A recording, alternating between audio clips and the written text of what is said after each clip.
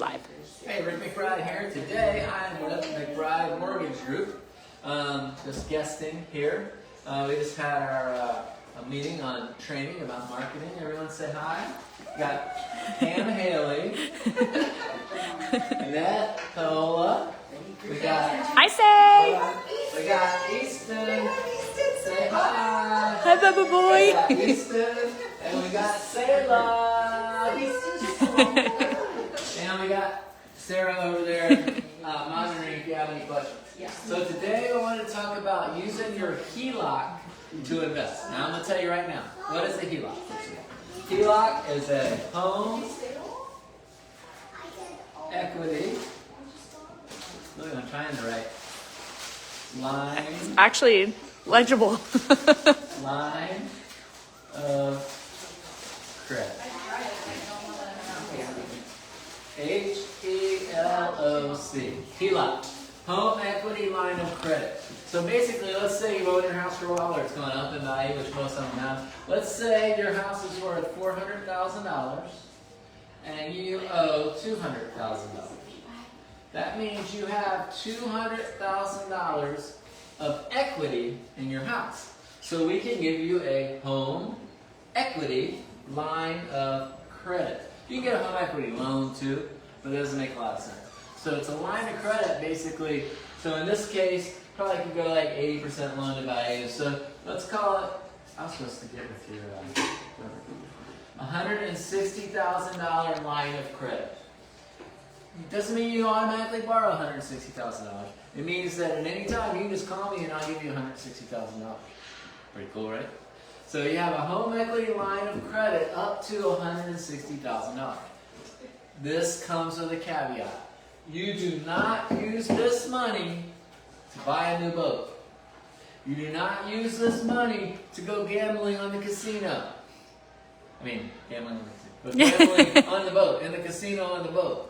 You don't use that money for that. You only use this money to invest. And here's why. Because if you borrow $160, it's called credit. If you use $160,000 to invest, what's it called? Leverage. L-E-V-E-R-A-G-E. So here's how it works. So we've established that you can get $160,000. So I now have $160,000 cash sitting in my bank account. Let's go on vacation. No. No. You'll be able, if you do what I'm telling you to do, you'll be able to go on as many vacations as you want to one day. Okay? So you take this $160,000 and you divide it by 3. Let's divide this one by 4. You divide it by 4. That gives you $40,000 to put down on a property. Now, if you can find a property for $160,000 and pay cash for it, you can do that, but then you don't have any leverage, right? So you do $160,000 divided by 4, you call us, you get a DSCR loan. Want to know what a DSCR loan is? Look back in our prior reels, you'll see we go over that. You get a DSCR loan on a property, number 1. Then you take the other $40,000, use it as a down payment, get a DSCR loan, number 2. And you do that 4 times. You rent each of these properties for $2,000 each, and all of a sudden you have $8,000 in revenue coming in. Yes, I know, you have to pay these loans. I get it. You're not, from day one, going to just put $8,000 in your pocket. But as these loans are paid down, and as this loan is paid down, then you will start, and what else happens to rents? Do rents ever go down? They go up. Doesn't seem like it, right? Rents hardly ever go down. So, but this rent next year, you'll be bringing in $9,000. Following year, $10,000. Does the payment on your loan ever go up? Yes. What? Why you say yes?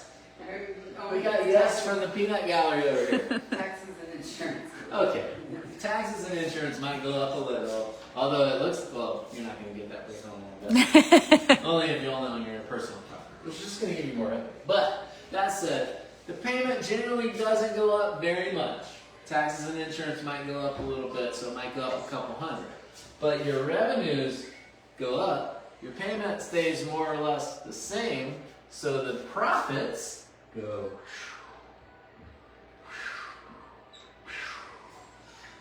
Had a guy come to me one time, I've told this story before, had a guy come and do a presentation for us at the association.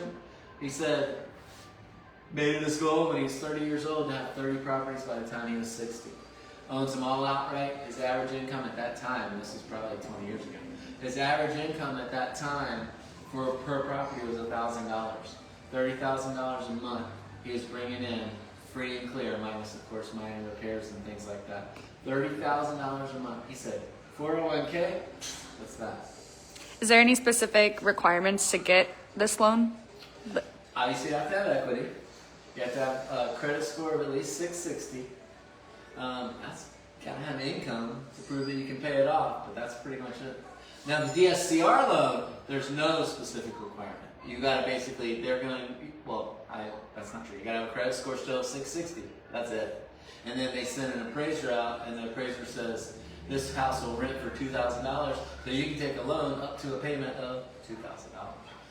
I know it's scary to put an equity line on your personal property. I get that.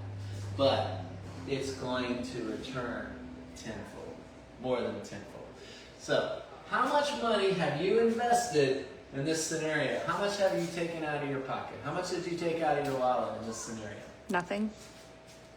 0. Your return on your investment, let's say, the other return you get by buying these properties is their value goes up, right? So we have an investor that does this, and we partner with them. We're happy to partner with you as well, if you would like to do that. But we have an investor that does this, and basically he's made about, making up this number, let's say he's made $1 million. He invested $0. For those of you remember your division back in, I don't know what grade we got taught division, but you divide 1 million by 0, what is it? Infinity. So your return is infinite because your output is nothing. Okay? All you're doing is leveraging your current asset so that you can purchase more assets. And then now we get into the verb. What is it? Buy. Rent. Renovate. But we don't have to do that. You don't even have to do the renovate part. But you can just repeat this over and over and over. You get better deals and better bargains if you do renovate, if you buy a place you got to fix up, but you don't have to. So anyway, if you're interested in investing, get in a HELOC, give us a call, 352-612-2680. If you're interested in talking to an agent about finding properties, 386-866-1007. Have a great day. Bye.